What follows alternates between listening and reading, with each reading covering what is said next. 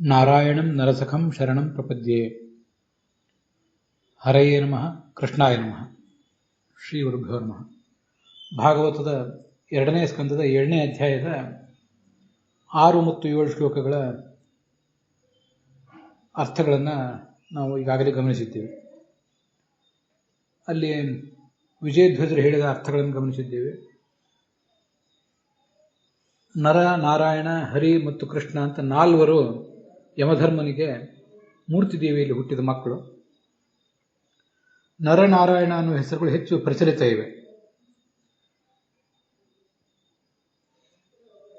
ಜಗತ್ತಿನ ಶಿಕ್ಷೆಗಾಗಿ, ಜಗತ್ತಿಗೆ ತೋರಿಸಿಕೊಡುವುದಕ್ಕಾಗಿ, ತಪಸ್ಸು ಹೇಗೆ ಮಾಡಬೇಕು ಅನ್ನೋದನ್ನು ತಿಳಿಸಿಕೊಡುವುದಕ್ಕಾಗಿ ನರನಾರಾಯಣರಿಬ್ಬರು ಬದರಿಯಲ್ಲಿ ಜೊತೆಗಿರ್ತಾರೆ.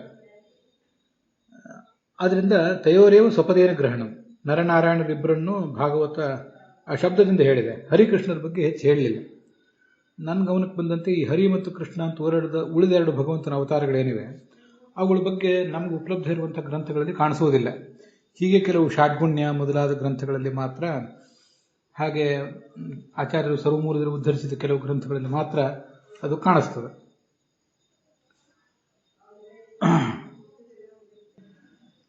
ಈ 4 ಮಕ್ಕಳು ಹುಟ್ಟಿದ್ರು ಅಂತಿದೆಯಲ್ಲ, ಇದ್ರ ಬಗ್ಗೆ ಒಂದಿಷ್ಟು ಸಂಗತಿಗಳನ್ನು ನಾವು ನೋಡಬೇಕು. ಭಾಗವತ ತಾತ್ಪರ್ಯ ಅದನ್ನು ಹೇಳಿದೆ. ನರ, ನಾರಾಯಣ ಮತ್ತು ಹರಿಕೃಷ್ಣ ಎಂಬುದಾಗಿ 4 ಜನ ಮಕ್ಕಳು. ಧರ್ಮತನಯ, ಧರ್ಮರಾಜನ ಯಮಧರ್ಮನ ಮಕ್ಕಳು.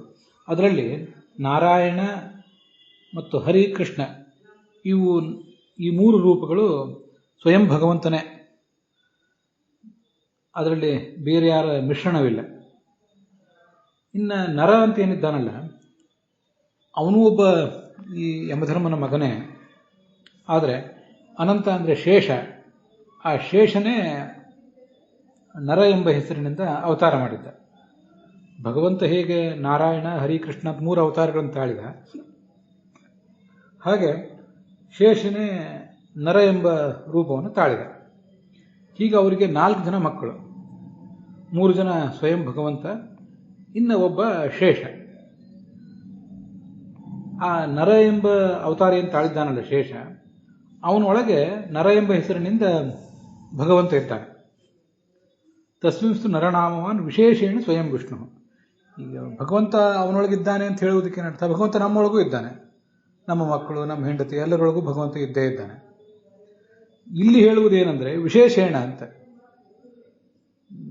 ನರನಲ್ಲಿ ನರ ಎಂಬ ಹೆಸರಿನಿಂದಲೇ ವಿಶೇಷ ಸನ್ನಿಧಾನ ಇದೆ. ಆದ್ದರಿಂದ ಪುರಾಣಗಳಲ್ಲಿ, ಕೆಲವು ಅಪರೂಪದ ಗ್ರಂಥಗಳಲ್ಲಿ ನರ, ನಾರಾಯಣ, ಹರಿಕೃಷ್ಣ ಎಂಬುದಾಗಿ ಸ್ವಯಂ ಭಗವಂತನೇ 4 ರೂಪಗಳಿಂದ ಹುಟ್ಟಿದ ಅಂತ ಹೇಳಿಬಿಡ್ತಾರೆ. 4 ರೂಪದಿಂದ ಹುಟ್ಟಿದ ಸ್ವಯಂ ಭಗವಂತ ಅಂತ ಹೇಳುವುದರ ಅಂತರಾರ್ಥ ಇದು. ನಾರಾಯಣ, ಹರಿಕೃಷ್ಣ ಅನ್ನುವುದಂತೂ ಹೇಗೂ ಸ್ವಯಂ ಭಗವಂತನೇ. ಅಲ್ಲಿ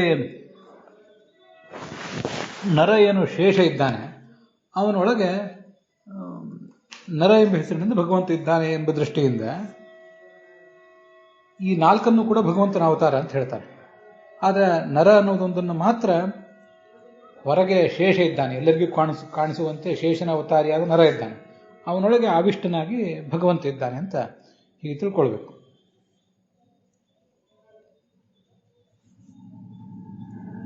ತಸ್ಮಾತ್ ಚತುರ್ಧ ಧರ್ಮಸ್ಯ ಜಾತೋ ವಿಷ್ಣುರಿತೀರಿತಃ. ಆದ್ದರಿಂದ ಯಮಧರ್ಮನಿಗೆ ಮೂರ್ತಿ ದೇವಿಯಲ್ಲಿ 4 ರೂಪಗಳಿಂದ ಭಗವಂತ ಹುಟ್ಟಿದ ಅಂತೇನು ಹೇಳ್ತಾರಲ್ಲ, ಹಾಗೆ ಹೇಳುವುದರ ತಾತ್ಪರ್ಯ ಇದು. ಅಂತೂ ಆ 4 ಮಕ್ಕಳೇನಿದ್ರು, 4 ಮಕ್ಕಳಲ್ಲಿ 3 ಜನ ಸ್ವಯಂ ಭಗವಂತ ಸಚ್ಚಿದಾನಂದ ವಿಗ್ರಹ. 4ನೇದ್ದು ಶೇಷಂದು, ಅದು ಪಾಂಚಭೌತಿಕವಾದ ದೇಹ. ಅದರ ಒಳಗೆ ನರ ಎಂಬ ಹೆಸರಿನಿಂದ ಭಗವಂತ ಇದ್ದಾನೆ. ಇದು ಅದರ ತಾತ್ಪರ್ಯ. ಲೋಕಶಿಕ್ಷಾರ್ಥಂ ತಪಃ ಕುರ್ವಾನೋ ನರನಾರಾಯಣೋ ಬದರಿಯಾಂ ಸಹೈವ ತಿಷ್ಠತಃ ಇತಿ ತಯೋರೇವ ಸ್ವಪದೇನ ಗ್ರಹಣಂ. ನರನಾರಾಯಣರ ಹೆಸರು ಹೆಚ್ಚು ಲೋಕದಲ್ಲಿ ಖ್ಯಾತವಾದ್ದು, ಅವರನ್ನು ಇಲ್ಲಿ ಹೇಳಿದ್ದಾರೆ ಅಷ್ಟೆ. ಮಹಾಭಾರತದಲ್ಲಿಯೂ ಕೂಡ ಶಾಂತಿ ಪರ್ವ ಅಥವಾ ಅನುಶಾಸನ ಪರ್ವದಲ್ಲಿ ನರನಾರಾಯಣರ ಬಗ್ಗೆ ತುಂಬ ಉಲ್ಲೇಖ ಬಂದಿದೆ.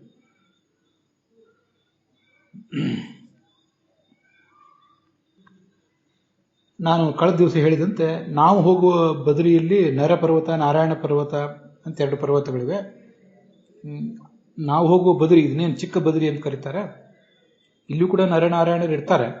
ಆದರೆ ಮುಖ್ಯತಃ ದೊಡ್ಡ ಬದರಿ ಅಂತೇನಿದೆ, ಮನುಷ್ಯರಿಗೆ ಅಗಮ್ಯವಾದ ಬದರಿ ಕ್ಷೇತ್ರ, ಅಲ್ಲಿ ಈ ನರನಾರಾಯಣ ಋಷಿಗಳು ಇದ್ದಾರೆ.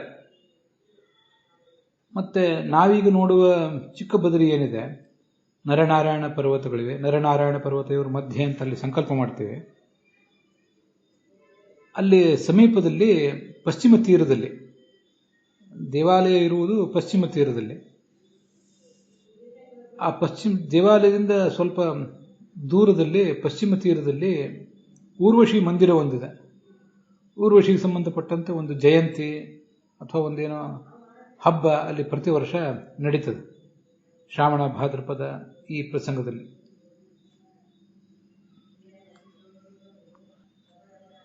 ಹೀಗೆ ಊರ್ವಶಿ ನಾರಾಯಣನ ಜೊತೆಗೆ ಅವನ ಅನುಚರಿಯಾಗಿ ಅವನಿಗೆ ಸೇವೆ ಮಾಡಲಿಕ್ಕಾಗಿ ಅಲ್ಲಿದ್ದದನ್ನು ನಾವು ನೆನಪು ಮಾಡ್ಕೋಬಹುದು. ಇಲ್ಲಿ ದೃಷ್ಟಾತ್ಮ ಅಂತ ಶಬ್ದ ಇದೆಯಲ್ಲ, ದೃಷ್ಟಾತ್ಮನೋ ಭಗವತೋ ನಿಯಮಾವಲೋಕಂ ಅಂತ. ದೃಷ್ಟಾತ್ಮ ಅಂದರೆ ಅಪರೋಕ್ಷ ಜ್ಞಾನವುಳ್ಳವನು ಸ್ವಯಂ ಭಗವಂತ ಅಂತ, ಹೀಗಾದರ ತಾತ್ಪರ್ಯ. ನಿತ್ಯಂ ಅಪರೋಕ್ಷೀಭೂತ ನಿಜಸ್ವರೂಪಸ್ಯ ಅಂತ ವಿಜಯಧ್ವಜರನ್ನು ಹೇಳ್ತಾರೆ. ಭಗವಂತನನ್ನು ಸಾಕ್ಷಾತ್ಕಾರ ಮಾಡಿಕೊಂಡವರಿಗೇನೆ ಕಾಮಕ್ರೋಧಾದಿಗಳ ಉಪಟಳ ಇರೋದಿಲ್ಲ. ಇನ್ನು ಸ್ವಯಂ ಭಗವಂತನಿಗೆ ಅವನು ತನ್ನ ಸಾಕ್ಷಾತ್ಕಾರ ಮಾಡಿಕೊಂಡವನು, ಅವನಿಗೆ ಏನು ಉಪಟಳ ಇದ್ದೀತು ಅಂತ ಅದರ ತಾತ್ಪರ್ಯ. ಹೀಗೆ ಕಾಮಕ್ರೋಧಗಳಿಗೆ ಆತ ಬಲಿಯಾಗುವವನಲ್ಲ ಅಂತ ಇಷ್ಟ ಅಭಿಪ್ರಾಯ ಆಗ್ತದೆ. ದೃಷ್ಟಾತ್ಮ ಅನ್ನೋದಕ್ಕೆ ನಂದು ಮತ್ತೊಂದು ವ್ಯಾಖ್ಯಾನ ಇದೆ. ಈ ಆತ್ಮ ಅಂದರೆ ಕೇವಲ ಭಗವಂತ ಅಲ್ಲ. ಆತ್ಮ ಅಂದರೆ ಭಗವಂತ, ಲಕ್ಷ್ಮೀದೇವಿ, ಚತುರ್ಮುಖ ಬ್ರಹ್ಮ, ಉಳಿದೆಲ್ಲ ಜೀವರು, ಸ್ತ್ರೀಯರು, ಪುರುಷರು ಎಲ್ಲರೂ ಆತ್ಮರೇ. ದೃಷ್ಟಾಹ ಆತ್ಮಾನಃ ಏನು ಸಹ ದೃಷ್ಟಾತ್ಮ.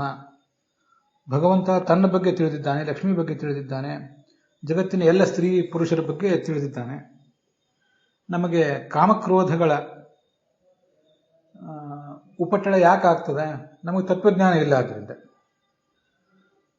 ಭಗವಂತನಿಗೆ ತನ್ನ ಬಗ್ಗೆಯೂ ತತ್ವಜ್ಞಾನ ಇದೆ, ಉಳಿದೆಲ್ಲ ಸ್ತ್ರೀ ಪುರುಷರು ಜಗತ್ತಿನ ಬಗ್ಗೆಯೂ ತತ್ವಜ್ಞಾನ ಇದೆ, ಸರ್ವಜ್ಞ. ಅದರಲ್ಲೂ ವಿಶೇಷತಃ ಕಾಮ ಹುಟ್ಟುವುದು ಯಾವಾಗ? ಸ್ತ್ರೀಗೆ ಪುರುಷನ ಬಗ್ಗೆ, ಪುರುಷನಿಗೆ ಸ್ತ್ರೀಯ ಬಗ್ಗೆ ಒಂದು ಕುತೂಹಲ ಇರ್ತದೆ. ಆ ಅಜ್ಞಾನ, ಕುತೂಹಲ, ಹೊಸದನ್ನೇನು ನೋಡುವಂಥ ಒಂದು ಬಯಕೆ, ಇದು ಆ ಆಕರ್ಷಣೆಗೆ ಕಾರಣ. ಅದಕ್ಕಾಗಿ ನಾನೊಂದು ದೃಷ್ಟಾತ್ಮ ಅನ್ನೋದನ್ನು ಹೀಗೆ ವಿವರಿಸಿ ಹೇಳಿದೆ. ಜಗತ್ತಿನ ಎಲ್ಲ ಸ್ತ್ರೀಯರನ್ನು ಪುರುಷರನ್ನು ಬಲ್ಲವನು, ತನ್ನನ್ನಂತೂ ಬಲ್ಲವನು ಹೌದೇ ಹೌದು. ಅಂಥವನಿಗೆ ಯಾವ ಹೆಣ್ಣಿನ ಬಗ್ಗೆ ಏನು ಕುತೂಹಲ ಇದ್ದೀತು? ಈ ದೇವತೆಗಳು ಕಳಿಸಿದ ಅಪ್ಸರೆಯರ ಬಗ್ಗೆ ಅವನಿಗೇನು ಕುತೂಹಲ ಇರುವುದು ಸಾಧ್ಯ ಅಂತ ಹೀಗೆ ಅದರ ಅಭಿಪ್ರಾಯವನ್ನು ನಾವು ತಿಳ್ಕೊಳ್ಬೇಕು. ಹೀಗೆ ಅವನೇನು ನಿಯಮ ಒಂದು ಇಟ್ಕೊಂಡಿದ್ದಾನೆ, ಒಂದು ತಪಸ್ಸಿನ ನಿಯಮ. ಆ ನಿಯಮಕ್ಕೆ ಅವಲೇಪ ಅಂದರೆ ಭಂಗವನ್ನು ತರಲಿಕ್ಕೆ ಅವರು ಸಮರ್ಥರಾಗಲಿಲ್ಲ, ಆ ದೇವತಾ ಸ್ತ್ರೀಯರು, ಅಪ್ಸರೆಯರು ಅಂತ ಅದರ ಒಟ್ಟ ಅಭಿಪ್ರಾಯ. ಈ ನರನಾರಾಯಣ ಋಷಿಗಳ ಬಗ್ಗೆ ಇದೇ ಭಾಗವತದ 1ನೇ ಸ್ಕಂದದ 3ನೇ ಅಧ್ಯಾಯದ 9ನೇ ಶ್ಲೋಕದಲ್ಲೂ ಕೂಡ ಬಂದಿತ್ತು. ನರನಾರಾಯಣ ಋಷಿ ಭೂತ್ವ ಆತ್ಮಶಮೋಪೇತಂ ಅಕರೋ ದುಶ್ಚರಂ ತಪಃ ಅಂತ. ಇಂದ್ರಿಯ ನಿಗ್ರಹ ಪೂರ್ವಕವಾಗಿ ಬಹಳ ದುಷ್ಕರವಾದಂಥ ಒಂದು ತಪಸ್ಸು ಮಾಡಿದ ಅಂತ ಅದರ ವಿವರಣೆ. ಅಲ್ಲೇನು ಭಾಗವತ ತಾತ್ಪರ್ಯ ಏನೂ ಇಲ್ಲ. ಭಾಗವತ ತಾತ್ಪರ್ಯ ಅಲ್ಲಿ ಕಲಾ ಸರ್ಗ ಅನ್ನೋದನ್ನು ವಿವರಣೆ ಮಾಡಲಿಕ್ಕೆ ಮಾತ್ರ ಇದೆ. ನರ ನಾರಾಯಣ ಅವರ ಬಗ್ಗೆ ಅಲ್ಲೇನು ಹೆಚ್ಚಿನ ವಿವರಣೆ ಬಂದಿಲ್ಲ. ಇದರ ಬಗ್ಗೆ ಮಹಾಭಾರತ ತಾತ್ಪರ್ಯ ನಿರ್ಣಯದಲ್ಲಿ ಇತ್ಯಾದಿ ಕಡೆಗಳಲ್ಲಿ ಬಂದಿರುವಂಥ ಒಂದಿಷ್ಟು ವಿಷಯಗಳನ್ನು ನಾವು ಗಮನಿಸಬೇಕು. ಈ ನರನ ಬಗ್ಗೆ ಬಂದಿರುವುದರಿಂದ ಅರ್ಜುನನ ಬಗ್ಗೆನೂ ಕೂಡ ನಾವಿಲ್ಲಿ ನೋಡಬೇಕು. ಮತ್ತು ಅಂಶ ಅಂದ್ರೇನು, ಆವೇಶ ಅಂದ್ರೇನು, ಅದೆಲ್ಲವನ್ನೂ ನಾವು ನೋಡಬೇಕು. ಒಬ್ಬರು ಇದ್ರ ಬಗ್ಗೆ ವಿವರಣೆ ಕೊಡಿ ಅಂತ ಕೇಳಿದ್ರಿಂದ ಅದನ್ನೆಲ್ಲ ಇಲ್ಲಿ ಹೇಳ್ತಿದ್ದೇನೆ. ನಾನೀಗಾಗಲೇ ಹೇಳಿದೆ, ನರ, ನಾರಾಯಣ, ಹರಿ, ಕೃಷ್ಣ ಅಂತ 4 ಜನ ಮಕ್ಕಳೇನು ಹುಟ್ಟಿದ್ದಾರೆ. ಅದರಲ್ಲಿ ನಾರಾಯಣ, ಹರಿಕೃಷ್ಣ ಇವರು ಸ್ವಯಂ ಭಗವಂತನೇ, ಸಚ್ಚಿದಾನಂದ ವಿಗ್ರಹವೇ. ಈ 4 ಜನ ಸಹೋದರರು ಒಟ್ಟಿಗೆ ಇರ್ತಿದ್ರು. ಅವರಲ್ಲಿ 3 ಜನ ಸ್ವಯಂ ಭಗವಂತನೇ. ಆ 3 ದೇಹಗಳು ಅವು ಅನಂತ ಕಲ್ಯಾಣ ಗುಣಪೂರ್ಣವಾದ ದೇಹ. ಇನ್ನೊಂದು ದೇಹ ನರ ಏನಿದೆ ಅದು ಶೇಷನ ಅವತಾರ. ಆದ್ದರಿಂದ ಅದೊಂದು ಭೌತವಾದ ದೇಹ. ಅಂತೂ ಈ 4 ಜನ ಮಕ್ಕಳಲ್ಲಿ ಒಂದು ಭೌತ ದೇಹ, ಇನ್ನು 3 ಅಭೌತವಾದ ದೇಹಗಳು ಸ್ವಯಂ ಭಗವಂತ. ಆ ಭೌತವಾದ ದೇಹ ನರಂದೇನಿದೆ ಅದರ ಒಳಗೆ ಮತ್ತೊಂದು ಅಭೌತವಾದ ಅಪ್ರಾಕೃತವಾದ ಭಗವಂತನ ದೇಹ, ಭಗವಂತನ ಸ್ವರೂಪ, ಅದು ನರ ಎಂಬ ಹೆಸರಿಂದೆ. ಸರಿ, ಈ ನರ ಏನಿದ್ದಾನಲ್ಲ ಇವನ ಆವೇಶದಿಂದ ಕೂಡಿದವನೇ ಈ ಅರ್ಜುನ. ಅದರ ಬಗ್ಗೆ ಮಹಾಭಾರತ ತಾತ್ಪರ್ಯ ನಿರ್ಣಯದಲ್ಲಿ 12ನೇ ಅಧ್ಯಾಯದಲ್ಲಿ ವಿವರಣೆ ಬಂದಿದೆ. ಅದು 99ನೇ ಶ್ಲೋಕದಲ್ಲಿ. ಸಚಾರ್ಜುನೋ ನಾಮ ನರಾಂಶಯುಕ್ತ ವಿಷ್ಣಾವೇಶಿ ಬಲವಾನ್ ಅಸ್ತ್ರವೇತ್ತ ರೂಪ್ಯನ್ಯ ಸ್ಯಾತ್ ಸೂನುರಿತ್ಯುಚ್ಯಮಾನ ಭರ್ತ್ರ ಕುಂತಿ ನೇಚಿತಂ ಪ್ರಾಹ ಧರ್ಮಾತ್. ಇದು ಅಲ್ಲಿರುವಂಥ ವಿಷಯ.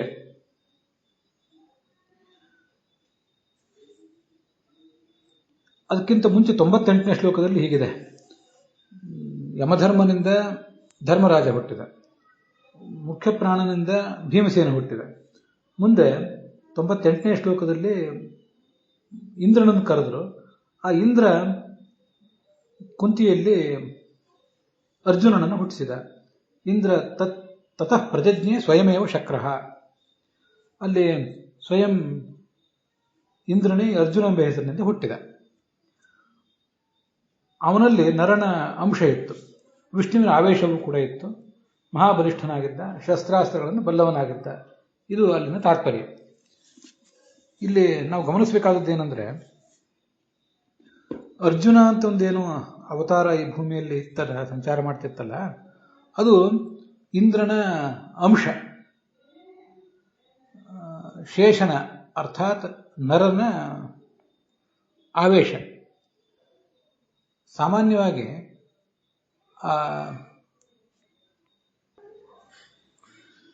ಯಾವ ಅಂಶದಿಂದ ಹುಟ್ಟಿರ್ತಾನಲ್ಲ, ಅಂಶದಿಂದ ಹುಟ್ಟಿದಾಗ ಅವನನ್ನ ಆ ವ್ಯಕ್ತಿಯ ಪುತ್ರ ಅಂತ ಹೇಳ್ತಾರೆ. ಧರ್ಮರಾಜನನ್ನ ಯಮಪುತ್ರ ಅಂತ ಹೇಳ್ತಾರೆ, ಯಾಕಂದ್ರೆ ಯಮಧರ್ಮನ ಅಂಶದಿಂದ ಹುಟ್ಟಿದವನು ಅಂತ. ಪ್ರಾಣಪುತ್ರ, ವಾಯುಪುತ್ರ ಅಂತ ಭೀಮಸೇನನ್ನು ಹೇಳ್ತಾರೆ. ಇಂದ್ರಪುತ್ರ ಅಂತ ಹೇಳಿ ಅರ್ಜುನನನ್ನ ಹೇಳ್ತಾರೆ. ಇಂದ್ರನ ಒಂದು ಅಂಶವೇ ಅದು. ಇಂದ್ರ ಅಂತ ಏನು ಒಂದು ಜೀವ ಇದೆಯಲ್ಲ, ಪುರಂದರ ಅಂತ 8ನೇ ಕಕ್ಷಾದಲ್ಲಿರುವ ಜೀವ, ಆ ಜೀವವೇ ಇಂದ್ರನಾಗಿ ಈಗ ಅರ್ಜುನನಾಗಿ ಹುಟ್ಟಿದ್ದ ಒಂದು ಅಂಶ. ದೇವತೆಗಳು ಸಾಂಶರು, ಅನೇಕ ಅಂಶಗಳಿರ್ತವೆ ಅವರಿಗೆ. ಆ ಒಂದು ಅಂಶದಿಂದ ಇಂದ್ರನೇ ಅರ್ಜುನನಾಗಿ ಹೀಗೆ ಜನಿಸ್ತಾನೆ. ಆದರೆ ಮೂಲ ರೂಪದಲ್ಲಿ ಇಂದ್ರನಿಗೆ ಎಷ್ಟು ಶಕ್ತಿ ಇರ್ತದೋ ಅಷ್ಟು ಶಕ್ತಿ ಇರೋದಿಲ್ಲ. ಅದೊಂದು ವಿಚಿತ್ರವಾದ ದೇವತೆಗಳ ವ್ಯವಸ್ಥೆ. ಅದೇ ಜೀವ, ಅದೇ ಆತ್ಮ, ಇಂದ್ರ ಅನ್ನುವುದೇ ಆತ್ಮ. ಆದರೆ ಆ ಇಂದ್ರನ ಮಗ ಈ ಅರ್ಜುನ ಅಂತ ಹೇಳ್ತಾರೆ, ಮುಖ್ಯ ಪ್ರಾಣನ ಮಗ ಈ ಭೀಮಸೇನ ಅಂತ ಹೇಳ್ತಾರೆ. ಇದು ಅಂಶದ ಬಗ್ಗೆ ಹೇಳಿದೆ. ಕೃಷ್ಣ ರಾಮರನ್ನೆಲ್ಲರನ್ನು ಕೂಡ ವಿಷ್ಣುವಿನ ಅಂಶ ಅಂತ ಹೇಳ್ತಾರೆ. ಅಲ್ಲಿ ಮಾತ್ರ ಯಾವುದೋ ಒಂದು ಅಂಶದಿಂದ ಹುಟ್ಟುವುದಲ್ಲ, ಪೂರ್ಣ ಅಂಶದಿಂದಲೇ ಹುಟ್ಟಿರ್ತಾರೆ. ಇದನ್ನು ನಾವು ಗಮನಿಸಬೇಕು. ಸ್ವಯಂ ವಿಷ್ಣು ಮೂಲ ರೂಪದ ನಾರಾಯಣ ಹೇಗಿದ್ದಾನೋ ಅವನೇ ಕೃಷ್ಣ ರಾಮನಾಗಿ 100% ಇನ್ನೊಂದು ರೂಪವನ್ನು ತಾಳಿರ್ತಾನೆ. ಮೂಲ ರೂಪದಲ್ಲಿ ಇಂದ್ರನಿಗೇನು ಶಕ್ತಿ ಇದೆ ಅಷ್ಟು ಶಕ್ತಿ ಈ ಅರ್ಜುನನಿಗಿರೋದಿಲ್ಲ.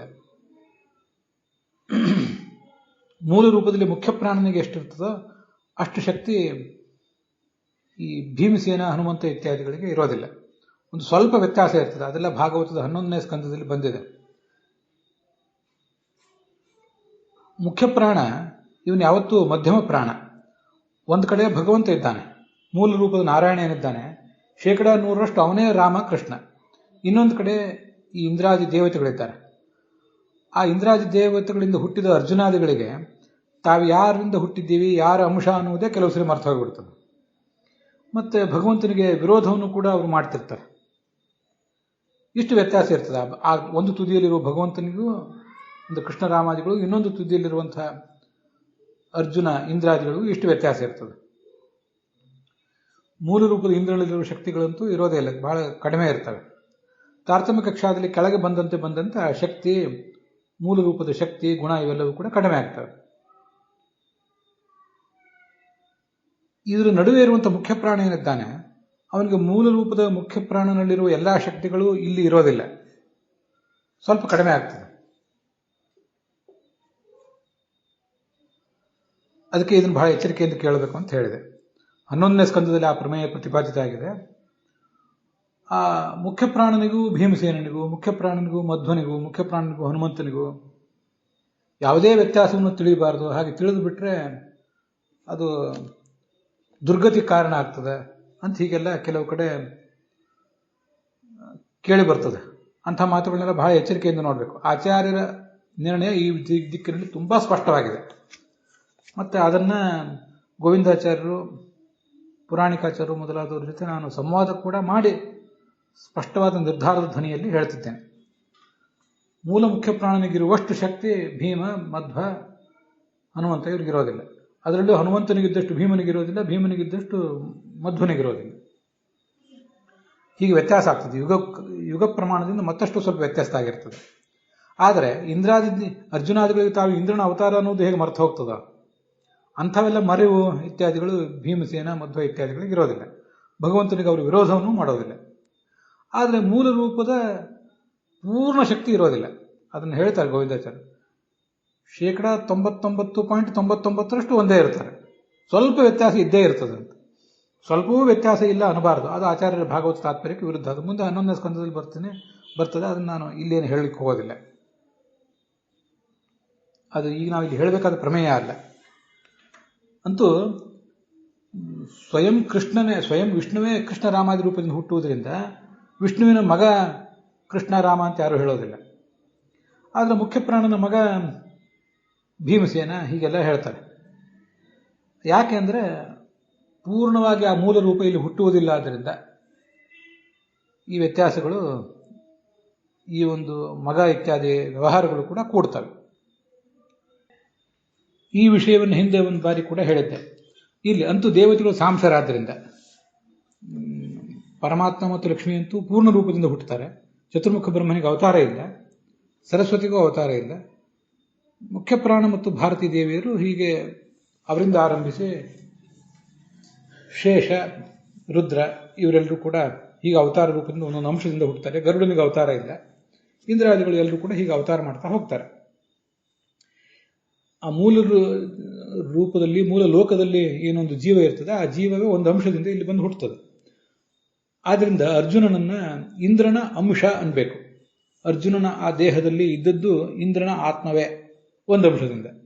ಆದರೆ ಅವನಲ್ಲಿ ಈ ಒಂದು ನರನ ಆವೇಶವೂ ಕೂಡ ಇರ್ತದೆ. ಇದನ್ನು ಗಮನಿಸಬೇಕು. ನರನ ಆವೇಶ ಇದ್ದಿದ್ರಿಂದಲೇ ಆ ಒಂದು ವಿಶಿಷ್ಟವಾದ ಬಲ, ಶಕ್ತಿ ಇತ್ಯಾದಿಗಳು ಅವರಿಗೆ ಆಗ್ತವೆ. ಆ ಆವೇಶ ಯಾವತ್ತೂ ಕೂಡ ಇರುವುದು ಈ ಕಾರಣಕ್ಕಾಗಿಯೇ. ಆವೇಶ ಇದ್ದಿದ್ರಿಂದಲೇ ಅಂತ ವಿಶಿಷ್ಟವಾದ ಶಕ್ತಿ ಇತ್ಯಾದಿಗಳು ಇರ್ತವೆ. ಹಾಗೆ ಅಭಿಮನ್ಯುವಿನಲ್ಲೂ ಕೂಡ ಅಂಥದ್ದೊಂದು ಶಕ್ತಿ ಇತ್ತು ಅಂತ ಮುಂದೆ ಬರ್ತದೆ. ಅವನಲ್ಲಿಯೂ ವಾಯು ಇತ್ಯಾದಿಗಳಿದ್ರು ಅಂತ.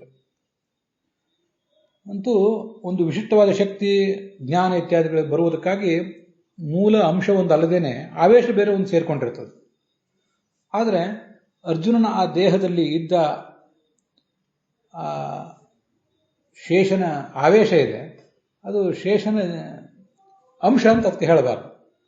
ಜೀವ ಅದು ಇಂದ್ರನ ಜೀವವೇ, ಶೇಷನ ಆವೇಶ ಮಾತ್ರ. ಅಲ್ಲಿ ಅವನನ್ನು ನರಾಂಶಯುಕ್ತ ಅಂತ ಹೀಗೆ ಹೇಳೋದು. ಹೀಗೆ ಅರ್ಜುನನಲ್ಲಿ ಆ ನರನ ಅಂಶ ಇದ್ದಿದ್ರಿಂದಲೇ ಅನೇಕ ಕಡೆ ಮಹಾಭಾರತದಲ್ಲಿ ಎಲ್ಲ ಕಡೆನೂ ಕೂಡ, ಭಾಗವತದಲ್ಲೂ ಕೂಡ ಈ ಕೃಷ್ಣ ಮತ್ತು ಅರ್ಜುನರನ್ನು ನೀವೇನಂತ ತಿಳಿದಿದ್ದೀರಿ, ಹಿಂದೆ ಪ್ರಾಚೀನ ಕಾಲದಲ್ಲಿ ನರನಾರಾಯಣ ಋಷಿಗಳು ಏನು ತಪಸ್ಸು ಮಾಡ್ತಾ ಇದ್ರು, ಅವರೇ ಕೃಷ್ಣಾರ್ಜುನರಾಗಿ ಹುಟ್ಟಿದ್ದಾರೆ ಅಂತೆಲ್ಲ ಹೇಳ್ತಿರ್ತಾರೆ. ಅಲ್ಲಿ ಕೆಲವು ಸರಿ ಈ ಇಂದ್ರ ಅಂತನ್ನುವುದನ್ನ ಗುಪ್ತವಾಗಿಟ್ಟಿರ್ತಾರೆ. ಇದೇ ಶಾಸ್ತ್ರದಲ್ಲಿ ಸಮಸ್ಯೆ ಆಗೋದು. ನರನಾರಾಯಣ ಋಷಿಗಳೇ ಕೃಷ್ಣಾರ್ಜುನರಾಗಿ ಹುಟ್ಟಿದ್ದಾರೆ ಅಂದರೆ ನಾರಾಯಣ ಸ್ವಯಂ ವಿಷ್ಣು, ಅವನೇ ಕೃಷ್ಣನಾಗಿ ಹುಟ್ಟಿದ್ದಾನೆ. ಮತ್ತೆ ನರ ಏನಿದ್ದಾನೆ, ಶೇಷನಾಗಿ ನರ ಹುಟ್ಟಿದ್ದಾನಲ್ಲ, ಅವನು ಅರ್ಜುನನಾಗಿ ಹುಟ್ಟಿದ್ದಾನೆ ಅಂತಾದಾಗ ಅಲ್ಲಿ ನಡುವೆ ಇಂದ್ರ ಒಂದಿದೆ ಅನ್ನೋದನ್ನು ಅಲ್ಲಿ ಹೇಳಲಿಲ್ಲ ಅಷ್ಟೇ. ಹಾಗಾಗಿ ಶಾಸ್ತ್ರದಲ್ಲಿ ಒಂದೊಂದು ಕಡೆ ಒಂದೊಂದು ರೀತಿ ಉಲ್ಲೇಖಗಳಿರ್ತವೆ. ಆ ಎಲ್ಲ ಉಲ್ಲೇಖಗಳನ್ನು ಗಮನಿಸಿ ಒಂದು ಸಂಗ್ರಹಿತವಾದ ಅರ್ಥವನ್ನು ನಾವು ಸಂಪಾದನೆ ಮಾಡ್ಕೋಬೇಕಾಗ್ತದೆ. ಇಲ್ಲದೆ ಹೋದರೆ ಗೊಂದಲ ಆಗ್ತದೆ. ನರನಾರಾಯಣರೇ ಇಲ್ಲಿ ಹುಟ್ಟಿದ್ದಾರೆ ಅಂತ ತಿಳ್ಕೊಳ್ರಿ ಅಂತ. ಹಿಂದೆ ಪ್ರಾಚೀನ ಕಾಲದಲ್ಲಿ ನರನಾರಾಯಣರು ಹೇಗೆ ಯಾವತ್ತೂ ಆತ್ಮೀಯರಾಗಿ ಒಟ್ಟಿಗೆ ಇರ್ತಾ ಇದ್ರು, ಆ ಆತ್ಮೀಯತೆನೇ ಈ ಕೃಷ್ಣ ಮತ್ತು ಅರ್ಜುನರಲ್ಲಿ ಮುಂದುವರಿತದೆ. ಯಾಕಂದ್ರೆ ಕೃಷ್ಣನೊಳಗೆ ಅಲ್ಲ, ಅರ್ಜುನನ ಒಳಗೆ ಆ ನರನ ಆವೇಶ ಇತ್ತಲ್ಲ. ಆ ನರ ಅಂದ್ರೆ ಶೇಷ. ಸ್ವಯಂ ಭಗವಂತನಿಗೆ ಈ ಇಂದ್ರ ಎಷ್ಟು ಪ್ರಿಯನೋ, ಇಂದ್ರನಿಗಿಂತ ಹೆಚ್ಚು ಆ ಮೂಲ ರೂಪದ ಶೇಷ ಪ್ರಿಯ. ಭಗವಂತನಿಗೆ ಯಾರೇ ಪ್ರಿಯರಾಗುವುದು ಯಾಕೆಂದ್ರೆ ಅವರ ಜ್ಞಾನ ಭಕ್ತಿ ಇತ್ಯಾದಿ ಕಾರಣದಿಂದ. ಇಂದ್ರನ ಜ್ಞಾನ ಭಕ್ತಿ ಇತ್ಯಾದಿ ಗುಣಗಳು ಶೇಷನ ಜ್ಞಾನ ಭಕ್ತಿ ಇತ್ಯಾದಿ ಗುಣಗಳಿಗಿಂತ ಕಡಿಮೆಯೇ. ಆದ್ರಿಂದ ಆ ಶೇಷನ ಮೇಲೆ ಹೆಚ್ಚು ಪ್ರೀತಿ ಭಗವಂತನಿಗೆ. ಅರ್ಜುನನ ಬಗ್ಗೆ ಯಾಕೆ ಪ್ರೀತಿ ಅಂದರೆ ಇಂದ್ರನ ಬಗ್ಗೆ ಪ್ರೀತಿ, ಇಂದ್ರನ ಅಂಶ ಆದ್ರಿಂದ ಪ್ರೀತಿ ಅಂತ ಅರ್ಥ ಅಲ್ಲ. ಅಲ್ಲಿ ಒಳಗೆ ಶೇಷ ಇದ್ದಾನಲ್ಲ, ಆ ಶೇಷನ ಅಂಶನಾಗಿ ನರ ಇದ್ದಾನಲ್ಲ, ನರನ ಆವೇಶ ಇಲ್ಲಿದೆಯಲ್ಲ, ಅದಕ್ಕಾಗಿ ಭಗವಂತನಿಗೆ ಅವನ ಬಗ್ಗೆ ಅಷ್ಟು ಪ್ರೀತಿ ಇರ್ತದೆ. ಅದಕ್ಕೆ ಅವ್ರು ಯಾವತ್ತೂ ಕೂಡ ಒಟ್ಟಿಗೆ ಇರ್ತಾ ಇದ್ರು. ನರನಾರಾಯಣರು ಒಟ್ಟಿಗೆ ಇದ್ದಂತೆ ಅರ್ಜುನ ಮತ್ತು ಕೃಷ್ಣರು ಕೂಡ ಒಟ್ಟಿಗೆ ಇರ್ತದೆ. ಅದಕ್ಕಾಗಿ ನರನಾರಾಯಣರೇ ಈ ಕೃಷ್ಣಾರ್ಜುನರು ಅಂತ ಅನೇಕ ಕಡೆ ಹೇಳಿಬಿಡ್ತಾರೆ. ಅಲ್ಲಿ ಇಂದ್ರನ ಅಂಶ ಅವನು ಅನ್ನೋದನ್ನು ಬಿಟ್ಟಿರ್ತಾರೆ. ಅದನ್ನು ಮತ್ತೊಂದು ಕಡೆಯಿಂದ ನಾವು ಸ್ವೀಕಾರ ಮಾಡಬೇಕಾಗ್ತದೆ. ಹೀಗೆ ಅರ್ಜುನ ಅಂದ್ರೆ ಇಂದ್ರನ ಆತ್ಮ, ಇಂದ್ರನ ಜೀವ, ಅದು ಒಂದು ಅಂಶದಿಂದ. ಅದರ ಒಳಗೆ ಶೇಷನ ಅಂದ್ರೆ ನರನ ಒಂದು ಸನ್ನಿಧಾನ ಮಾತ್ರ. ಸನ್ನಿಧಾನ ಅಂದ್ರೆ ಒಂದು ಆವೇಶ ಮಾತ್ರ. ಆದ್ರಿಂದ ಕೇವಲ ಇಂದ್ರನಿಂದ ಆಗುವ ಕೆಲಸಕ್ಕಿಂತ ಹೆಚ್ಚಿನ ಶೌರ್ಯ ಇತ್ಯಾದಿಗಳು, ಪರಾಕ್ರಮ ಇತ್ಯಾದಿಗಳ ಪ್ರದರ್ಶನ ಆ ಅರ್ಜುನನಿಂದ ಆಯಿತು. ಮತ್ತೆ ಇಂದ್ರ ಮೊದಲಾದವರು ಅರ್ಜುನ ಇತ್ಯಾದಿ ರೂಪದಿಂದ ಹುಟ್ಟಲಿಕ್ಕೆ, ಹಾಗೆ ಶಿವ ಅಶ್ವತ್ಥಾಮನ ರೂಪದಿಂದ ಹುಟ್ಟಲಿಕ್ಕೆ ಇತ್ಯಾದಿ ಎಲ್ಲದಕ್ಕೂ ಕೂಡ ಪ್ರಾರಬ್ಧ ಕರ್ಮ ಅಂತ ಅನ್ನೋದೊಂದು ಕಾರಣ ಆಗಿರ್ತದೆ. ಈಗ ನಮಗೆ ಒಂದೊಂದು ಪ್ರಾರಬ್ಧ ಕರ್ಮ ಇರುವುದರಿಂದ ನಾವು ಅನೇಕ ಜನ್ಮಗಳನ್ನು ತಾಳ್ತೇವಲ್ಲ, ಹಾಗೆ ಪ್ರತಿಯೊಂದು ಜೀವವೂ ಕೂಡ ಇನ್ನೊಂದು ಹುಟ್ಟನ್ನು ಪಡೀಲಿಕ್ಕೆ, ಅದು ಅವತಾರ ಇರಬಹುದು ಅಥವಾ ಮೂಲ ರೂಪದಲ್ಲಿ ಹುಟ್ಟಿರಬಹುದು, ಪ್ರತಿಯೊಂದಕ್ಕೂ ಕೂಡ ಅದರದಾದ ಪ್ರಾರಬ್ಧ ಕರ್ಮವೇ ಕಾರಣ. ಇಂದ್ರನ ಒಂದು ಯಾವುದೋ ಪ್ರಾರಬ್ಧ ಕರ್ಮದಿಂದ ಅವನು ಅರ್ಜುನನಾಗಿ ಜನಿಸಿರ್ತಾನೆ. ಶೇಷನ ಯಾವುದೋ ಪ್ರಾರಬ್ಧ ಕರ್ಮದಿಂದಾಗಿ ಅವನು ನರನಾಗಿ ಜನಿಸಿರ್ತಾನೆ. ಆದರೆ ಆ ನರ ಅರ್ಜುನನಲ್ಲಿ ಆವಿಷ್ಟನಾಗಿರ್ತಾನಲ್ಲ, ಆ ಆವೇಶ ಇರಲಿಕ್ಕಾಗಿ, ನರ ಅರ್ಜುನನಲ್ಲಿ ಆವಿಷ್ಟನಾಗಲಿಕ್ಕಾಗಿ ಬೇರೆ ಯಾವುದೊಂದು ಪ್ರಾರಬ್ಧ ಕರ್ಮದ ಅಗತ್ಯ ಅಲ್ಲಿರೋದಿಲ್ಲ.